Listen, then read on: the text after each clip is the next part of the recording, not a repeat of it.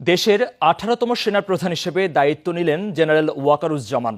বিকেলে গণভবনে তাকে র্যাঙ্ক ব্যাচ পরিয়ে দেন নৌ ও বিমান বাহিনীর প্রধান। দায়িত্ব নিয়ে সাংবাদিকদের জানান, দেশের সার্বভৌমত্ব রক্ষা এবং জনগণের প্রয়োজনে সর্বদা নিয়োজিত থাকবে সেনাবাহিনী। একজনের দায়িত্ব শেষে শুরু হলো আরেকজনের। সেনা সদরে অনুষ্ঠিত হয় বিদায়ী সেনাপ্রধান এস.এম. শফিউদ্দিন আহমেদ এবং নবনিযুক্ত সেনাপ্রধান ওয়াকারুজ্জামানের মধ্যে এই দায়িত্ব হস্তান্তর প্রক্রিয়া।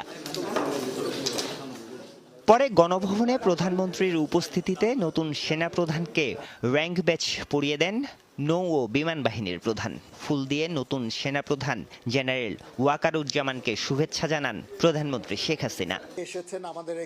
পরে সেনা সদরে গণমাধ্যমের সাথে কথা বলেন নবনিযুক্ত সেনাপ্রধান। জানান, দেশ ও জনগণের জন্য সর্বদা নিয়োজিত থাকবে